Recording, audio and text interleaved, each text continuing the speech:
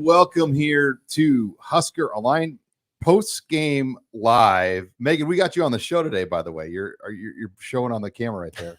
You got a producer, Megan. There was Megan. She made a rare cameo appearance. You see her jump? You didn't want that rare cameo appearance. Welcome to another edition of HuskerOnline post-game live. Sean Callahan, Steve Sipple, Robin Watshed, and we come here for post-game shows, big live breaking news stories, and we're going to break down the spring game because there were 60,000 people in Memorial Stadium, over 60,000 people for the red-white spring game. It was a beautiful weather day. But, I mean, I think first and foremost, the story was what we saw at the quarterback position with Dylan Raiola. It was interesting. I did not – look, I'm like you guys. I knew he was good. That was a little better than I thought it would be. Mm-hmm. All right. So that's where I'd start the conversation. I knew he was good. I knew he was having a good spring. I didn't know he'd look that good. So you wrote 4 for 4 out of the gate. Mm-hmm. Right away, that had to help, right? 4 for 4 out of the gate. I don't know if he was comfortable. He said that he choked up during the tunnel walk. Kind of blacked out for a moment. So there was a lot going on in his head, but he settled in nice, got that ball off to Thomas Fedoni for, I think, a 15-yard gain. That probably helped, and there you go. Yeah, when you black out and you throw a 15-yard first down on your very first pass, that's pretty good. Yeah. And he settled in quickly. That's what jumped out. I mean, obviously the efficiency and the caliber of throws that he was making, but just the poise in the pocket. And granted, you got it. He's not getting hit. No, he knew he's not getting hit. Right. There was one long play, I think Rule said, I can't remember who it was to, but it was a completion where he probably should have been sacked, like it would have been sacked, but they let him continue it. So like that's kind of the caveat with all this. You don't kind of, a lot of times we fall into this trap in spring games where, you know, like a Breon Carnes or somebody lights it up. That's a good one, Rob. And all of a sudden you're like, wow, this guy, like he's going to push first, you know, but I think we knew that Dylan was really good just with his profile, and for him to just handle that first taste of that stage the way that he did, that was the most impressive thing for me. He just seemed completely unfazed and looked like he was just born for that moment. Yep. Yeah, I thought it wasn't. I mean, it's easy to look at the Jalen Lloyd touchdown or the one to Bonner in the corner. I mean, those were beautiful throws, but I thought the situational throws that he executed, you know, the 22-yard pass to Alex Bullock in a window of 3 people. There were a lot of plays where he had to see and read a window, and he got the ball in there. Yeah, he can do that. I mean, we've seen a lot of those balls be picked off for Nebraska or just not executed. So that's how you win Big Ten games. You're not going to get a lot of big Jalen Lloyd 70-yard touchdowns in a Big Ten game. You have to move the ball down the field in tight windows. Yep. And you have to react, think, throw, get it out. And he can see it. And most importantly, he's got the arm talent to get it through a window of Big Ten talented defenders. Yeah. I mean, I'm you know, guys, we've been doing this a long time. So you almost are apologetic for heaping praise on a kid after a spring game, but he does have a lot of attributes. He's different. There's just no way around.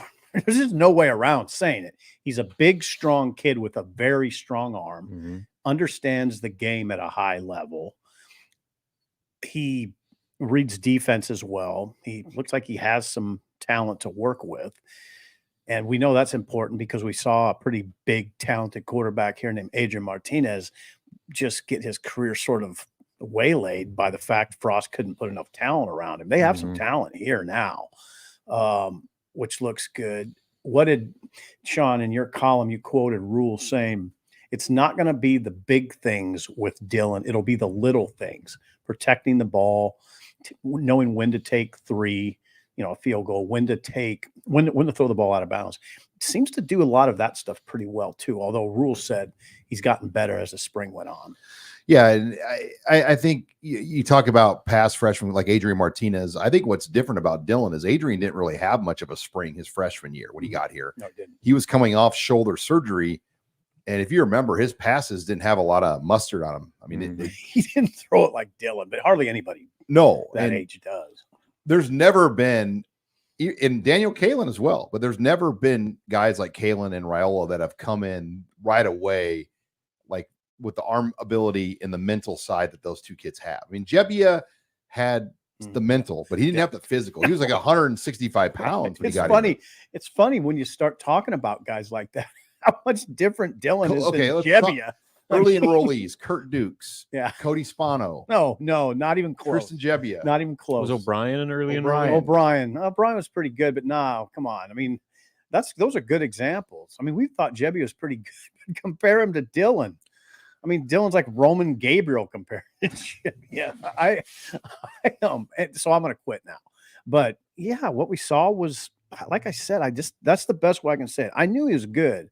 I didn't expect it to look that good today. Yeah, and just again, it's the picture of it. I mean, obviously the throws he made were good, but just he looked like he belonged at that level. And again, it's a spring game against a mismatched defense, and so again, you got grain of salt. But man, it's hard not. I mean, just when you hear everything that we knew about him go from the recruiting process, everything we heard about him through spring and off-season workouts, and just the leadership component, and that the mental fortitude to be able to step in and be the quarterback at a school like Nebraska, with that profile attached to your name and those expectations set in front of you, whether you like it or not. Like, he just seems like a guy that's just ready. He's more than capable of handling that based off what we've seen thus far. Yeah, and here's the thing: it wasn't like this all occurred in a vacuum today for us or for even fans. What were we writing last week, Sean, at this time?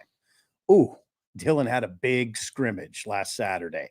Dylan threw a seed to Jalen Lloyd last Saturday in a scrimmage that went for a 79-yard touchdown. I think what we saw today was really what happened the Saturday before too. Yeah, pretty representative, I bet. And after the first half, when he threw for 239 yards, 16 of 21, the interception wasn't really even his fault either. He took blame for it, though. But it hit the receiver in the numbers. Yeah, it was good to hear Dylan, though. You heard him in the postgame. He said, no, that's on me. And that's the stuff I'm talking about. Yeah.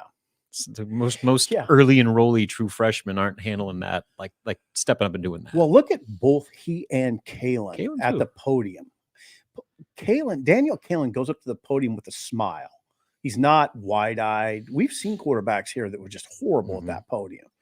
Daniel Kalen just goes up there like he's talking to his graduating class.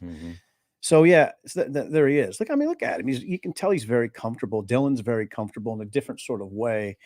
Harburg, guys had a nice game too. Harburg,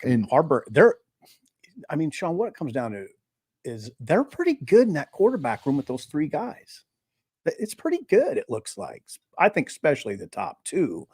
I would say Dylan and Harburg are the top two. We thought that going in, and that's kind of what it looked like today. And the elephant in the room is, like, can you keep Harburg? I mean, if it is Raiola, like we probably think that's the direction it's heading. We're not saying they've said that yet because they haven't. They're not going to. They're not going to. But Harburg, like, can they keep him? How do they play this out? And Rule gave that tidbit that he had dinner with Eric Crouch that. They waited. Like, Eric Crouch didn't know he was going to start games sometimes till Saturday morning. Right. As a freshman, his freshman year. Yeah. So keep Harburg. I'm kind of a Pollyanna about stuff like that. Heinrich Harburg is from Kearney. He has roots in the program. I just don't want to believe he would leave. I just don't want to believe it. Why? You're going to play. Rule said, how many times has Nebraska made it through an entire season with one quarterback? Since Tommy Armstrong. He's the last one. Yeah, last one. So they're going to need Heinrich. Tommy Armstrong's like in his 30s now. Yeah, is he really? I think he's 30. So they're going to need him. It's really I can't believe maybe he'd even look at it like we're looking at it. It's a good room. We got a good room. You need a good room. You can't say we have a good quarterback. You got to say we have a good room. And I think they have a good room. Did you notice, though, that it seemed like Harburg had a bit of a chip on his shoulder today? Did you think so? I think so. Just with the way he was answering questions, like, he said all the right things, but, like, he wasn't out there.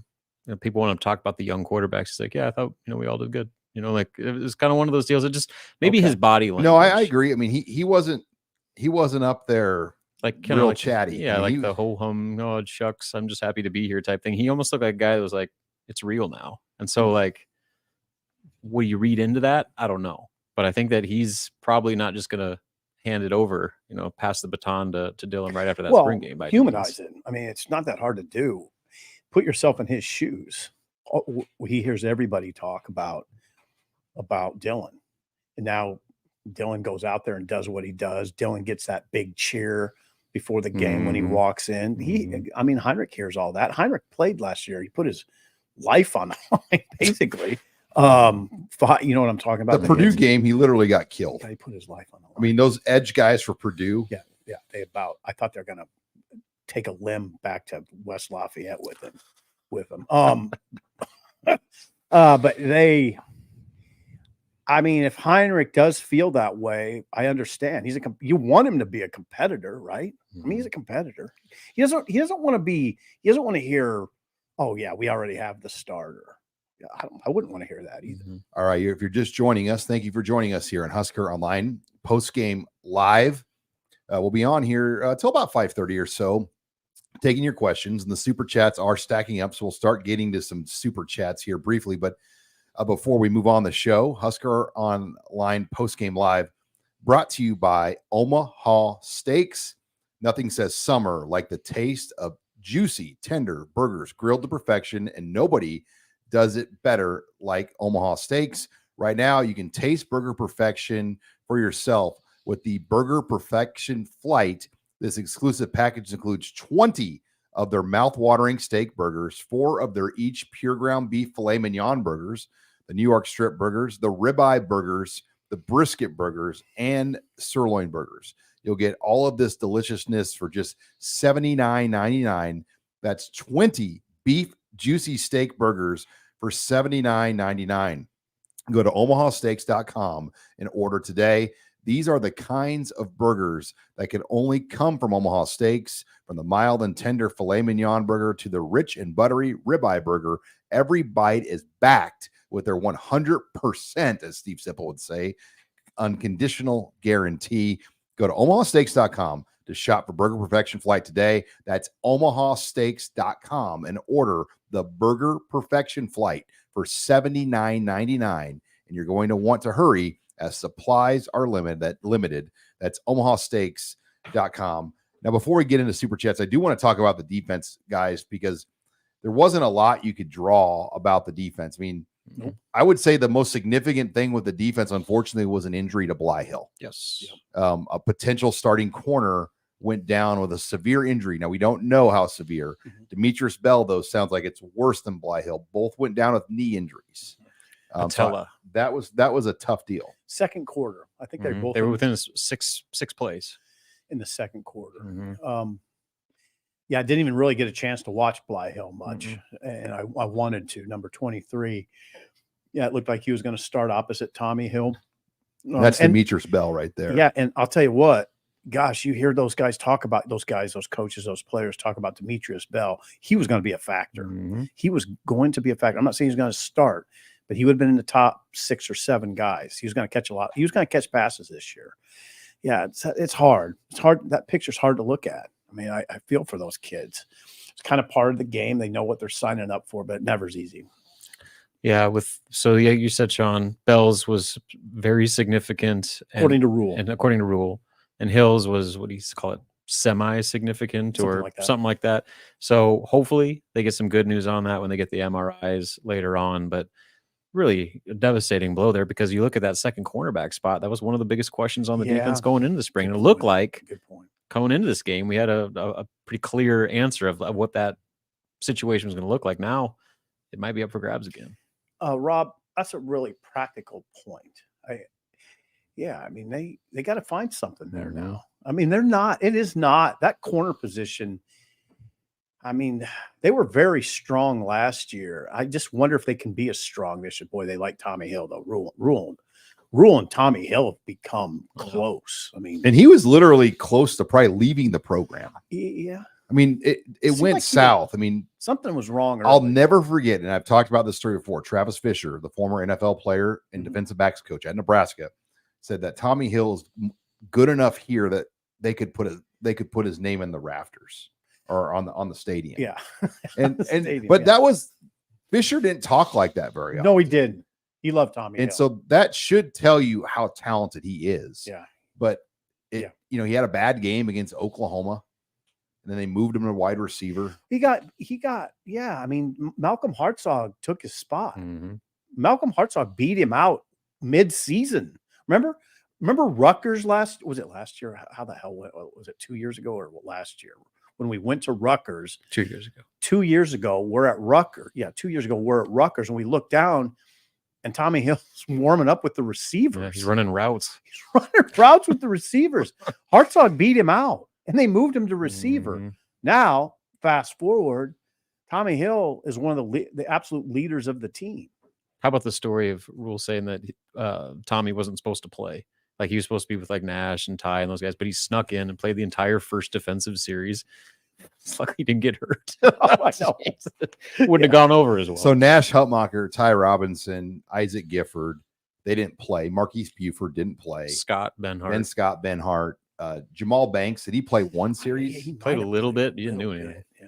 But they kind of kept some of those guys back. And I joked to Rule, I said rest. I go, I better not say rest. Yeah, Yeah, don't you say like rest. And he laughed because he jumped me for saying rest those, because that's not what he's trying to do. He's just trying to see more guys play. Mhm. Yeah, and those guys have kind of earned it. He put that number out there. If you have 1,000 reps, cumulative reps, then so you did not get much of an idea about the defense. And that's why it was hard to evaluate when like your best players, like Gifford hardly played at all either. Like, so they even, on top of the guys that sat out, there were also a bunch of top line guys that hardly even played a series or two. So, and there's a reason Rule said he wanted this to be referred to more as the red-white shootout than a spring game, because it's an offensive showcase. They wanted to show the quarterbacks. They wanted to show the skill guys and the weapons they have in that receiver core, and they want to just put on a show for the fans. So to sit there, and I know you went into it, said, I'm not going to overanalyze the offensive line play or the running game. They do the same thing with defense. Like the defense was probably just I don't even know how much they blitzed. It was just a shell defense. Let the offense go do their thing and take this practice for what it is. Yeah, and I think they move guys around too. I mean, it's not like you see the 11. But Jaden Doss playing both ways. I don't know what to make of Jaden Doss played some corners. That kind of came out of nowhere. Rob, I don't know what to make of that. I don't know if that's them saying to Jaden Doss, we've said recruited over you. They're trying to find a spot for him. Well, Basically what he said. I mean, the old saying in receivers, you play about 6. Would you have him in your top 6 right now? No, I wouldn't. I mean, guys, Jalen Lloyd. Whew. What the hell, Sean? I mean, what? Okay. That story we were talking off air, What story is when that, Matt Sean? I'd like to Rule hear it. and Evan Cooper took him, I know a lot of people. I grew up in Omaha, so I talked to a lot of people in the football world, and a lot of people are like, man, that this is kind of a stretch by the Rule. It's kind of a new coach in the football community. This is kind of a new coach just trying to, make inroads and create goodwill in Omaha. And not only do they not see that, he played as a freshman. He had as many 50-yard touchdown plays as Marvin Harrison Jr. did as a freshman. Yeah, he caught all those long balls. He had 6 catches, but 500 yards. They're really into those track numbers, as you know, with athletes they recruit. But he's not just a speedster. No, but the triple jumping. Yeah. And when you triple jump, you make a lot of movement and keep your balance. And they've been able to translate that over to football. And he's a 50-foot triple jumper. And he's got good hands. Catches the ball. Now he's running routes. I mean, he's not just a go route speedster. That's what I was getting at. He's not just a blazer. He knows what he's doing. He's a guy now. Yeah. So they have, I mean, you think about it, Banks and Nayor. And Nayor, to me, looks excellent. That crossing route picture looked real nice. Oof. I mean, they hit it big on transfer receivers again, it looks like. And incoming guys. This place has gotten good with transfer receivers. Samari Toure, Palmer. Billy Kemp led them in receiving Billy last year. Kemp and that, and now these two guys, these are hits. I mean, these guys are going to make a lot of plays. Isaiah Nayor and Jamal Banks, and then you add Ja'Cory Barney to it. So to answer your question, you have Banks number 1, Nayor's probably number 2, Lloyd's probably number 3, and Barney's probably number 4. And Malachi has hardly even played this spring. Yeah, Malachi's going to be in there. Bonner's in there. I mean, Demetrius Bell was going to be in. Doss is kind of in a tough position right now. He's a good player, too. That's the thing. He's good. And he had his window last year to get in there. And hey, Alex Bullock's going to play. Alex Bullock's going to play. That's right. I mean, he's reliable. Like they'll put him. He's going to have a role. Yeah, I mean, we named 6 or 7 right there. I mean, the guys. Do we miss it? Isaiah Garcia Castaneda. Did he play? Oh, he's out. He's been out. Yeah. But I mean, that's one of your most veteran guys. But it's hard to squeeze him in right now. It is. I mean, because we didn't expect Barney. We didn't see this coming going into spring. We did not see this. Not to this Corey extent. Barney. No, not to the extent that you could start him almost. I mean, I just don't know. You don't get it. You don't want to get into the start. Your Banks, Naor, Lloyd. That's your 3, right? Yeah. And, today. Yeah. And you never know how they're going to line up at times in what play, in what configuration. But but an XZ slot look. Yeah. You're going those 3. Yeah. All right. I'm going to get into the super chats. Before we get into the super chats, HuskerOnline headlines brought to you by Bauer Underground. Bauer Underground is helping Nebraska's infrastructure future, and it's looking for new members to join the team with open positions for laborers, equipment operators, aerial linemen, and foremen. Bauer Underground is searching for the best in construction. Visit BauerUnderground.com to learn more about career opportunities and industry-leading benefits, including competitive pay, employer-paid health insurance, dental, disability, vision, and life insurance, 401k match, new top-of-the-line equipment, and a clothing allowance. No experience in underground utility construction? No problem. Bauer will train the right people in the field to give you the hands-on experience that you need to build a long and rewarding career. Want to learn more? Visit Bauer Underground on Facebook to view testimonials from current Bauer teammates. Hear about their experiences, the company culture, and the importance of their work. Bauer Underground is family-owned with crews and work sites across Nebraska. So wherever you live, Bauer has an opportunity for you. For more information, like Bauer Underground on Facebook or visit BauerUnderground.com. Come start your new career today. Thanks again to Bauer Underground for sponsoring us here on HuskerOnline Postgame Live. Okay, super chats are stacking up. We got 8 in the can. So let's get into one of our favorites. Paul Jake Jacobson, Husker Tapes, one of the historians of Nebraska football. And he's got a question. Have you heard any news about Nebraska moving to the west sideline? Would there be a need to have a fence relocation? I loved Robin's show and the other 2 guys talking too. You hear that? HuskerOnline Postgame Live with Robin Washut. What is it? Yes, we've had that. I mean, Rules made that.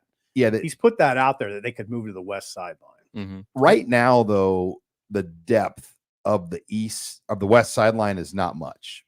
Like it's a significant amount of more space when you talk about depth on the east sideline, and that's what you're dealing with, and that's what Husker Tapes really is trying to point out.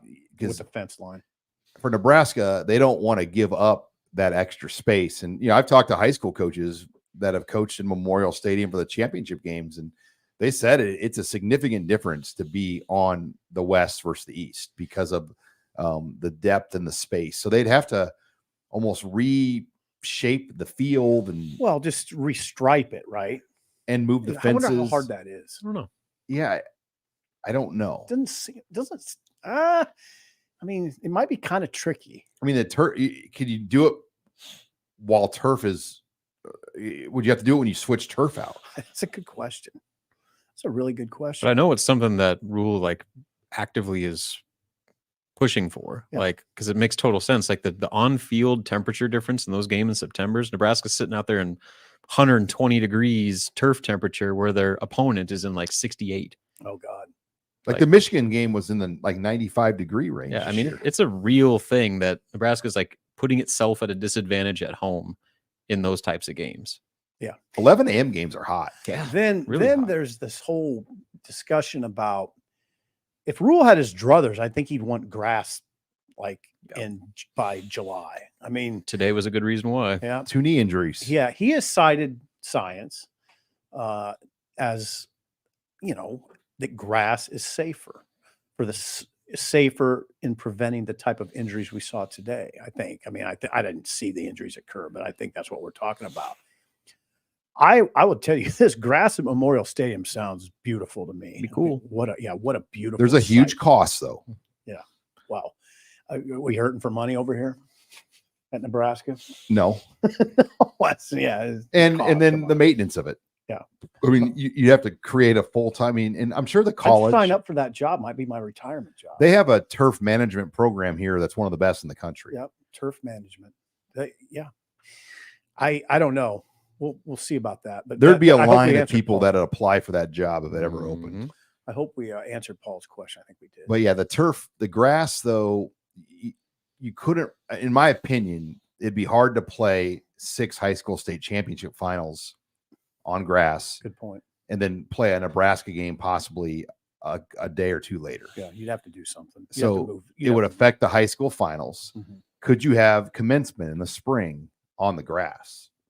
Could you have now? I mean, Arrowhead Stadium has concerts, so you'd have to put stuff over it. But what kind of damage would a Garth Brooks concert do to the good grass? point. Yeah, So there's other things that you have to think through. absolutely. Could you scrimmage and use the grass, or would it be like Good point. sacred where you have to be off it? Those are really good points. So Like, could you do another volleyball day in Nebraska? With a grass field. I don't know. Yeah, there's a lot more to it than just 7 football games. Right. All right. Dale H comes into 2 super chats, but one of them is a question. Is it just me or are special teams going to be an issue again? Yeah. Oh, boy. Inconsistent punting and kicking. Mhm. All right. Thank you, Dale. I mean, I'm not going to get too worked up, but Albano missed those first 2 kicks pretty badly. Mhm. I don't know, next to the injuries, that was probably the biggest downer. Am I wrong? No, that'd be it. No. He missed a 32-yarder, I think a 32-yarder and a Mhm. 43-yarder. Mhm. No, not much pressure. I mean, I'm sure wind's a factor because it's always a factor. It's hardly ever not a factor here.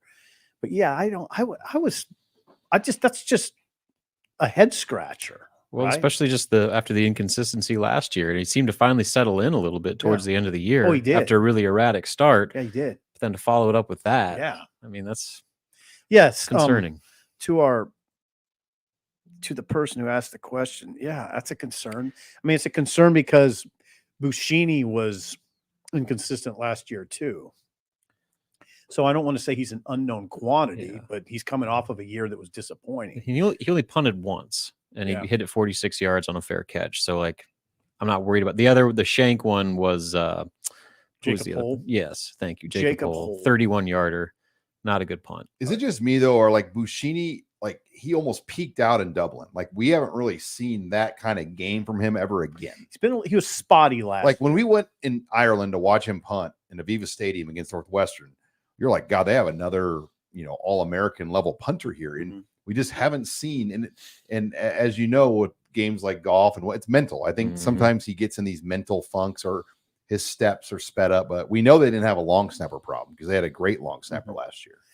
So, and they have a new long snapper. So Camden, Kentucky. So here's the other part of it. Like, I didn't see close enough replays in the press box. Like, were the snap and hold good on Alvano's field goals? Have to watch that. That's what I don't know. Right. So I feel like an incomplete evaluation. Right. You're not trying to put it all on Tristan.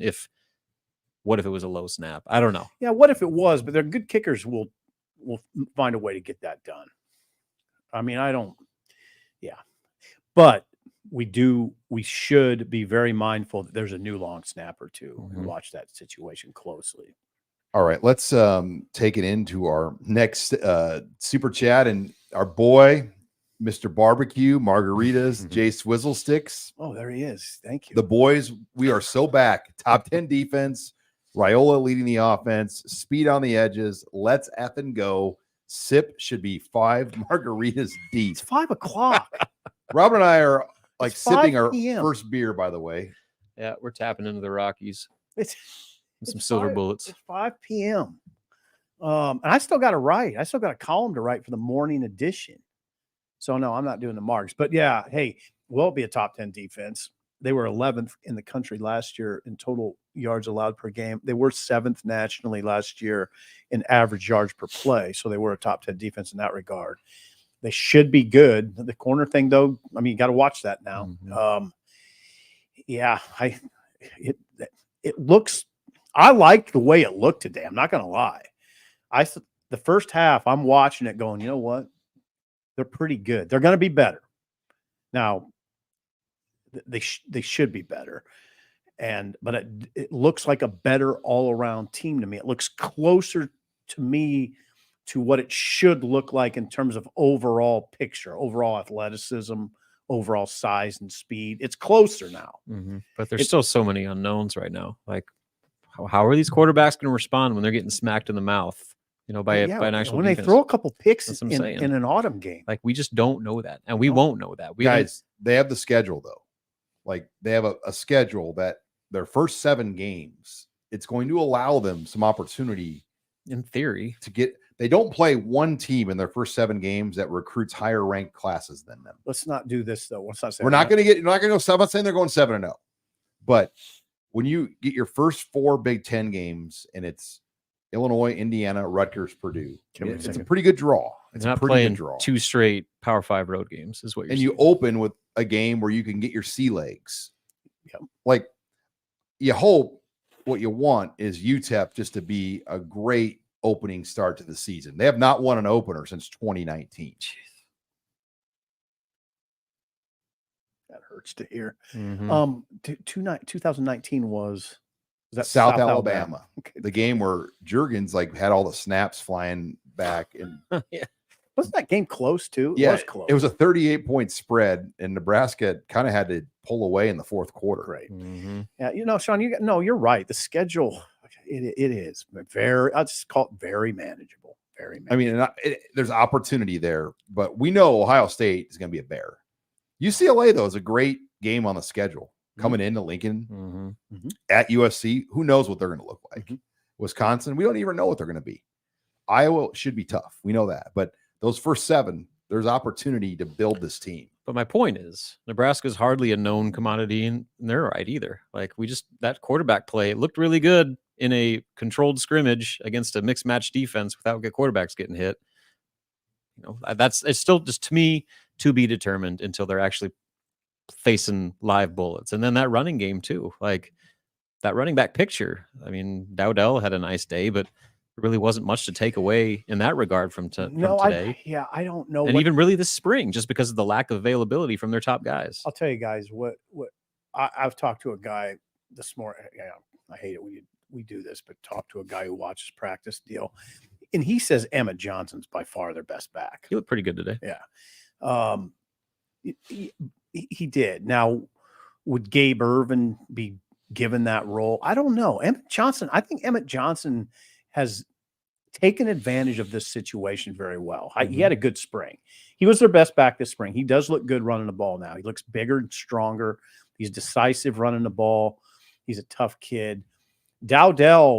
Rule said Dowdell showed today something he hadn't seen all spring, which was that 49-yard touchdown run. He did show some burst, not crazy burst. I mean, it wasn't but he separated Phillips, but he did turn the corner and separate. Yeah, he did. And Dowdell, I'll tell you something now. Dowdell is a tough runner. He's tough. He gets to the line, doesn't pitter patter, and explodes, accelerates into contact. So does Emmett. So they might be okay if Emmett Johnson, Dowdell, Ramirez a kind of change of pace, and where's Gabe Ervin fit? I don't know. But those 4, I think you feel pretty good about. I just wish they had an all Big Ten back. Yeah, I don't see when that. you have Amir Abdullah or Rex Burkhead, life's a lot easier. Oh, by the way, you have Rex Burkhead and then Amir Abdullah comes off the bench. Think about that. I do think about it. It was incredible. All right, before we move into the super chats, thanks for joining us on Husker Online Headlines. Husker Online Headlines brought to you by one of our newer sponsors here, Mando. It was hot. It was sweaty out. You kind of get a little body odor, a little smell. I don't know. I didn't. Well, you weren't on the sidelines. You stayed in the press box. I smell fun. How do you get out of this jam? How do you? Get some Mando. Yeah, that's all it takes. They have a lot of great products, all sorts of body odors, deodorants. They've got it all, and they've sent us some of their product. That's outstanding stuff, and we want you to take advantage of what Mando has to offer. They have the Mando Starter Pack, and it's got everything you're going to need. And we've got a discount code for you on that for our first-time users and orderers of Mando.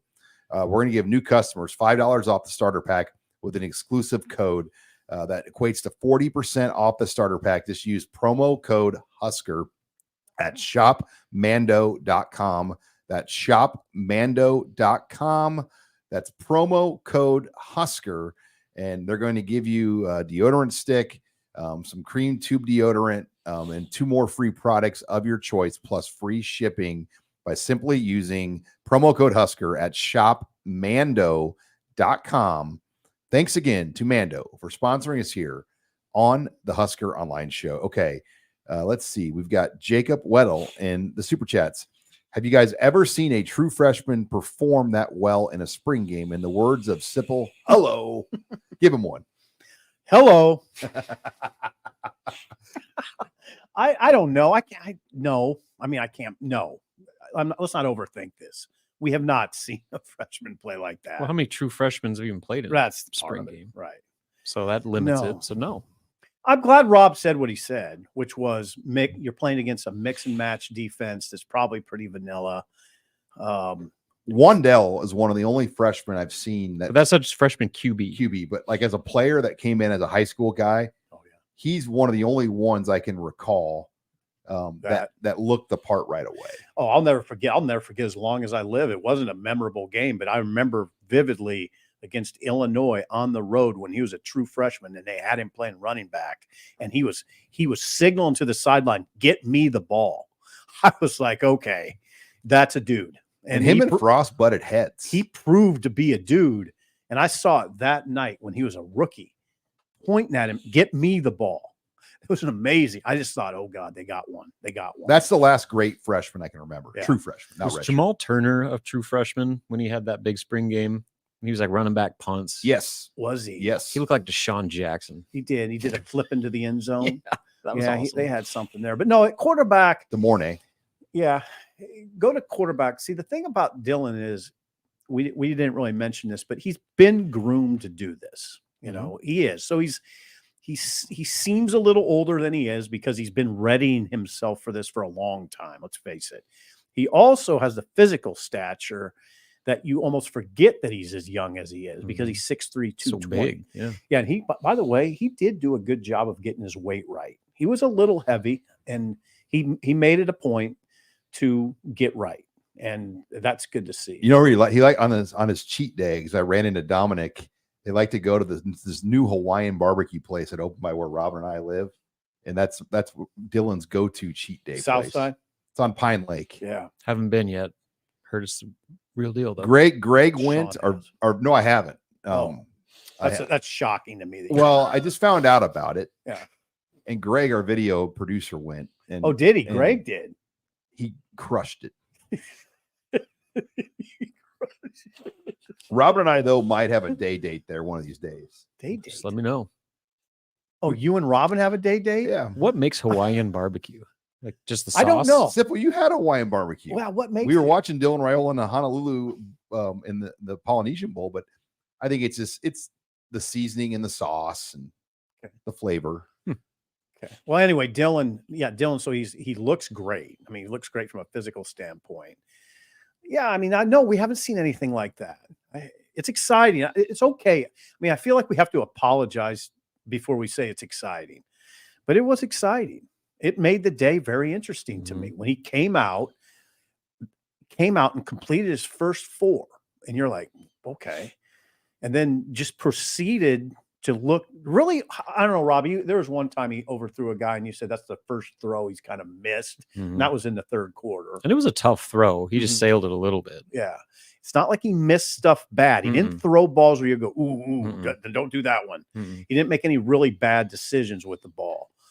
And then he made the big Like when play. your misses are good misses, that's a good sign. Yeah, exactly. And he started hot. And to me, it wasn't a manufactured hot start either. You know, like where you do a bunch of check downs or whatever, like kind of design it with a script to set a guy up. Like he was making good throws, finding the open receiver, buying time in the pocket, like making just real football plays. One thing we should add, because we didn't talk about, we talked about the receivers, but Thomas Fedoni almost looks to me like he's all the way back. That's exciting. That's an exciting picture. You see him at the podium, and then Rule says, didn't Rule say that teams are Tampering. just totally Actively going tampering, after, actively other teams actively going after Fedoni. Do you think it's because of Carter Nelson coming here? Like they're trying to use that as maybe fuel. Maybe it's just because he weighs 260 and runs a 4.5. With like a 38-inch vert. Yeah, he's a freak. I mean, look at his hands at the podium. I mean, he's Fedoni's a handful. Then you're gonna add Carter Nelson to all this. Fedoni is such a Husker fan, though. He said today that for 10 straight years he dressed up as a Husker football player for Halloween. He used to fight kids in the parking lot about who was better, Nebraska or Iowa. Look at him.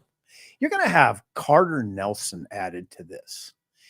You give him a crash course in June. Carter Nelson. Get him ready. Crash course time. Carter Nelson this track season is having one for the ages. Oh, you saw him in Hawaii, Rob. I'm telling you. You know me. I don't get too wound up. Freakazoid. I mean, he's top 20 in the nation in discus right now. Yeah, he's speed. He's got speed. And he's leading Class C in pole vault. He's leading Class C in long jump. He's second in the 200. He's hardly attempted the high jump where he holds a state record. I thought in Hawaii at that All-Star game, he might have been the best looking player on the field. I mean, wow.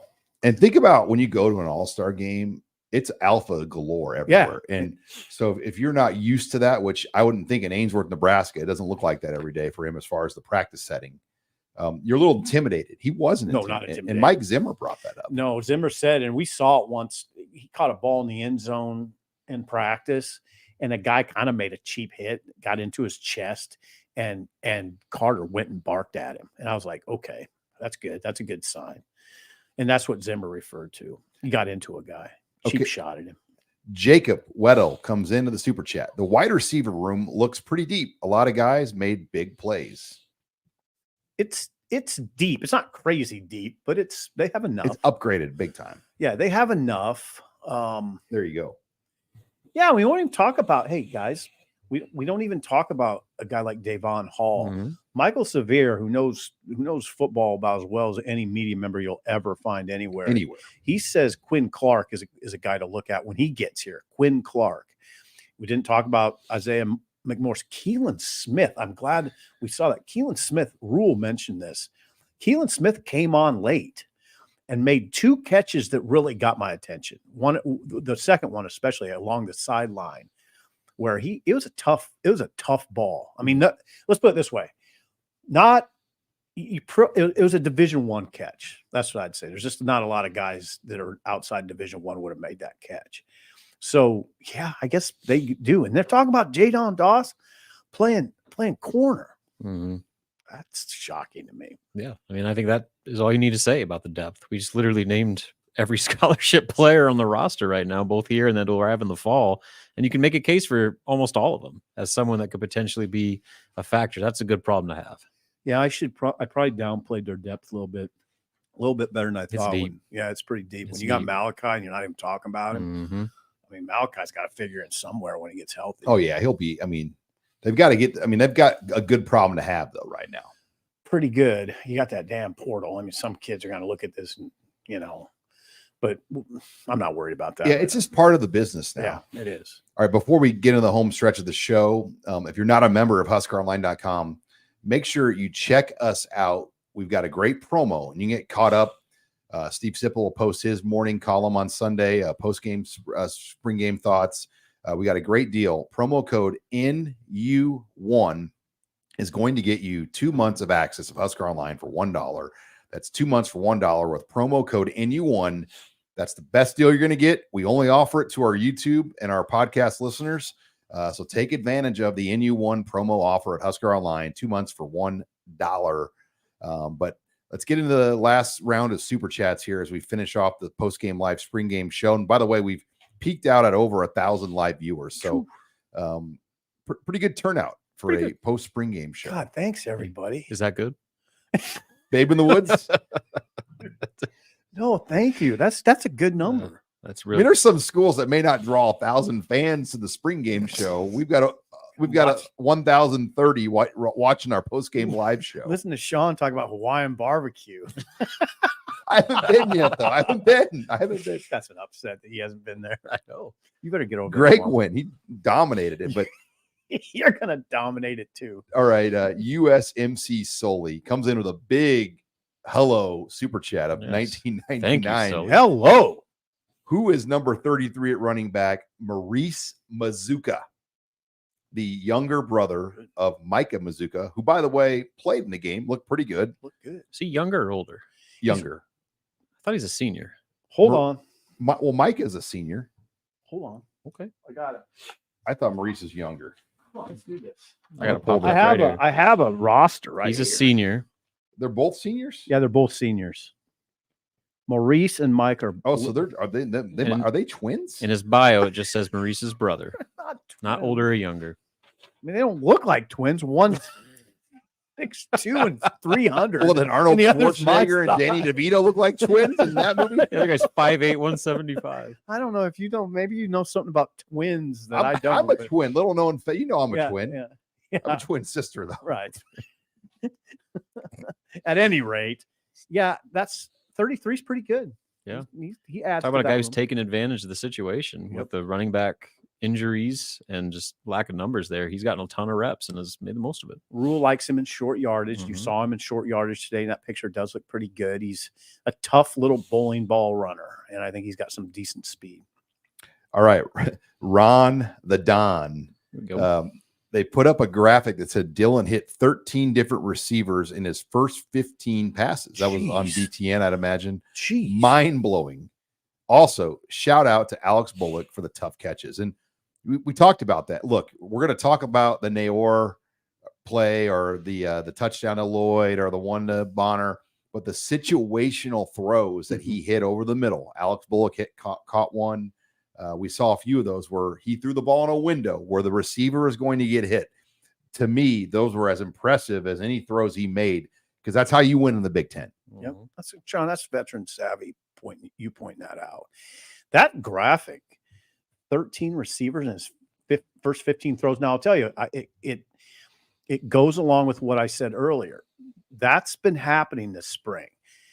Last week during that scrimmage, it was the same type of thing. One of the guys one of the guys I talked to watched the scrimmage said Dylan completed passes to about 12 different guys. So that's the stuff we saw today. I'm kind of heartened by because it's a lot of what we had heard, what we had put on the message board. It's stuff that jibed with what we had heard, which was good. And with the Bullock comment, yeah, he made some real nice catches in traffic and shows that he's very much going to be in the equation this year. But what I also like about him is he's kind of like one of the examples of how good they are with their perimeter blocking. And I think just I mean, he was one of their best blockers last year, is why he's got on the field. But then you pair him with the added size that they've had with the new additions, and then with Bonner playing more. You saw that with just some of the tunnel screens, the bubble screens that they did. Suddenly that perimeter is getting locked down, and those plays are actually going somewhere where Did they we were see getting a fullback blown up today, by the way, at all. A little bit late. Yeah. A little bit late. Number 40, I think, ran the ball one time. There you go. Number 40. Now, here's the deal. You're 100% right. On those perimeter passes, when you throw to Fedoni out there and put Bonner ahead of him. Naor. Malachi Coleman's a blocker, too. Yeah. Yeah, He's one of their best blockers. Yeah. Rule's right.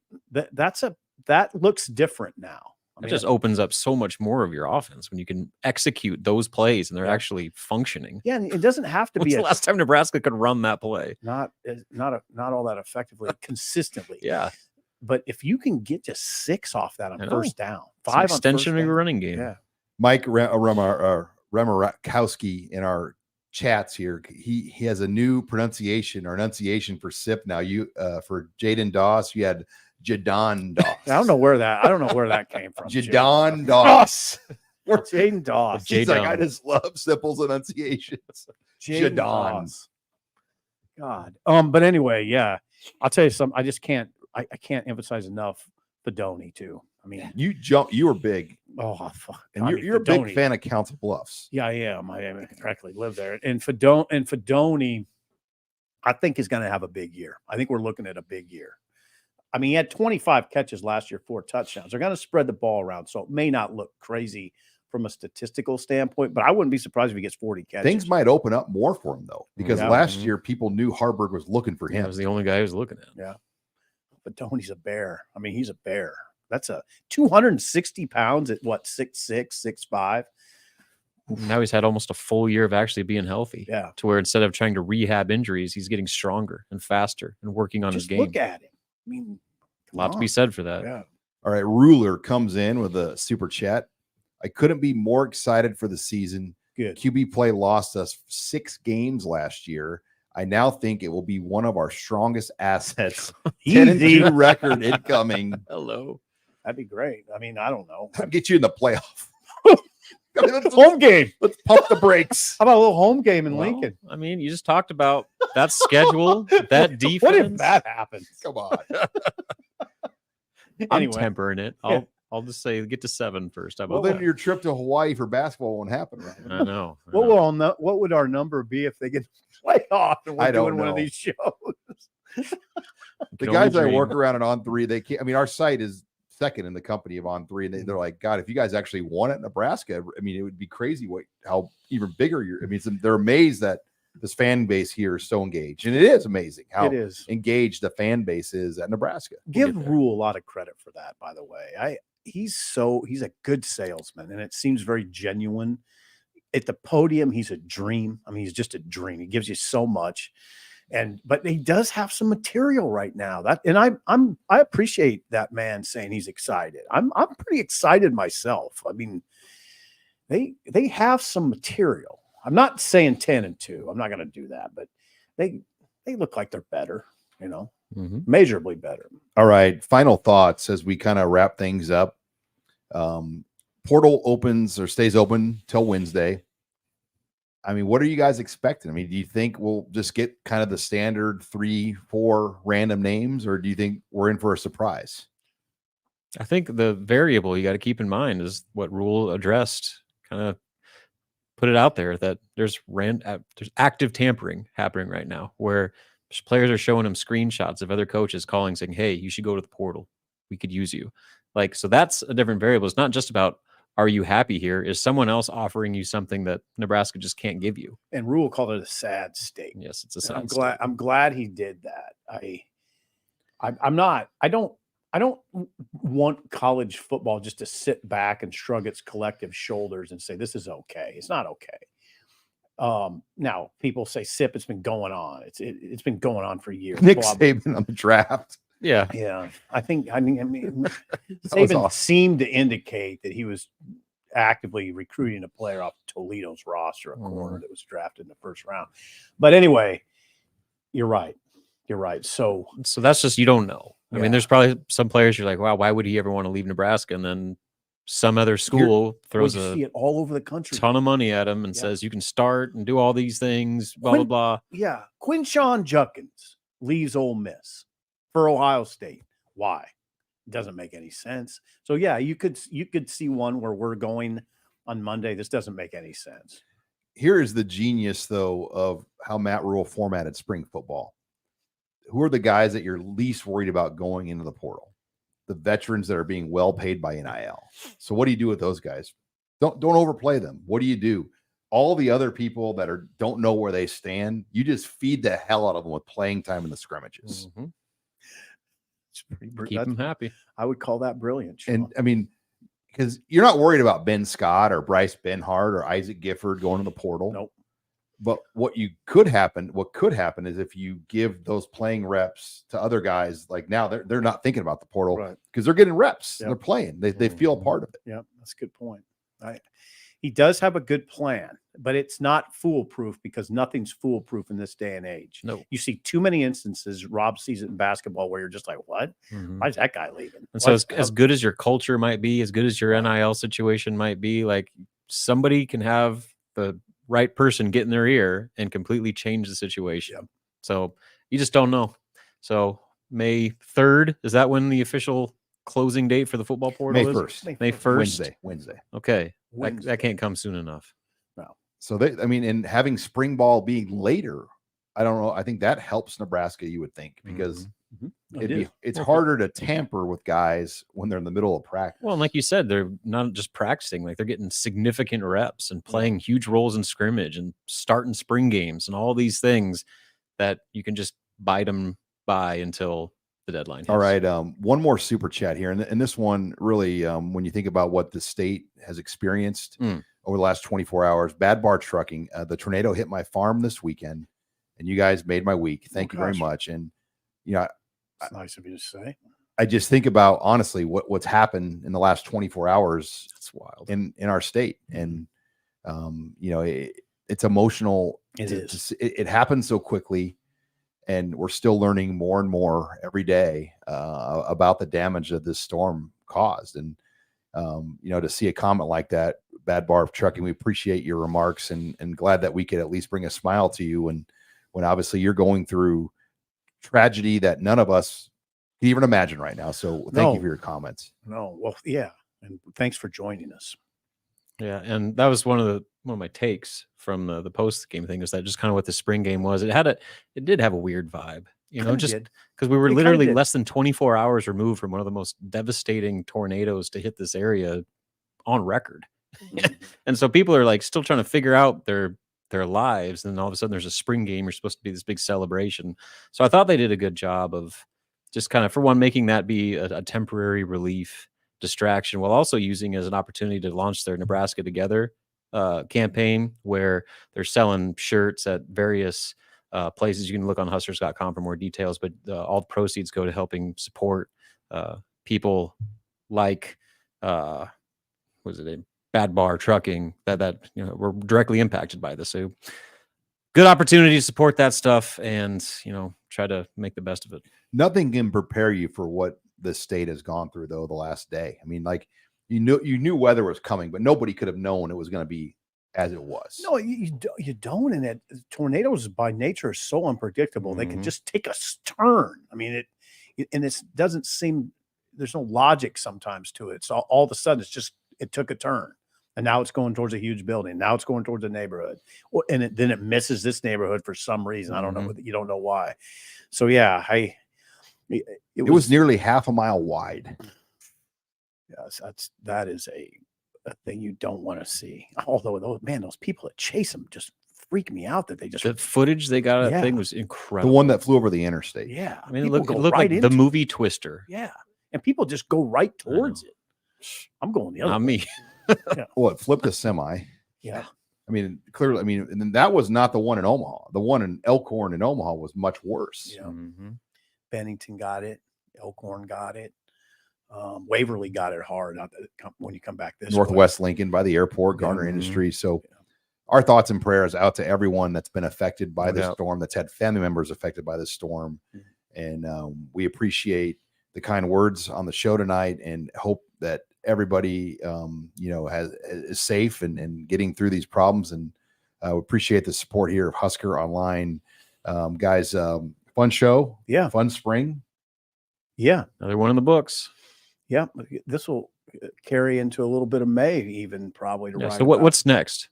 What's on the list? So when's camp season? When's camp season? So recruiting, there's 4 weeks that Nebraska can go out, and they have 10 coaches, right? Yeah. And so each coach can be out for 14 days if all 10 go out over the next 4 weeks. So essentially, your coaches are going to be out 3 to 4 days a week over the next 4 weeks. Yeah, Rule mentioned it. Not Matt Rule, though. He can't go out. Yeah, he mentioned it. Head coaches. So it's a tightened window. Then it's a dead period window over the last week of May. And then camp season begins, official visit season begins. It will get here quickly, the month of June. Yeah, in June we'll be busy. Yeah, we'll be camp coverage and recruiting coverage. So yeah, and I am a huge fan of the late spring. Of the late spring, like the late start to spring in a later spring game. Late spring ball. Why? I just like kind of marrying it all together. I don't like being done with spring ball on April 7th. Yeah. Especially now in the portal world. And also with the weather. Marrying it all together makes a lot of sense. You're right. The 11 a.m. kickoff today, I know you weren't a big fan. No, I liked it, I guess. But I think it went well. I think it made sense. I liked it. I was a little skeptical myself, Sean, but it was perfect. Beautiful weather. Yeah. Get it going. So recruiting, portal, camps, no better place than Husker Online. And also Robin is still topping off the basketball coverage here with all the recruiting portal action. Abby Marmore will be out in Kearney covering the spring volleyball match. When is that? Next week. Maybe I'll go out there with her. Go see our boy. I saw our boy Doug Duda. He was outside the office when I was coming in. Doug Duda of the radio station. Kearney. Of Kearney, yes. ESPN Superstation in Yes, Kearney. yeah. But thank Tune you in. again for joining us here on Husker Online Postgame Live. Go to Husker Online, check out all our great coverage. Steve Sipple will have his final column on all of today's actions dropping at 6 a.m. Tomorrow morning. And we've got plenty of great game coverage stories and more analysis already posted on the site. Brian Munson will have all the recruiting coverage. That's HuskerOnline.com. Thanks for joining us here on Husker Online Postgame Live.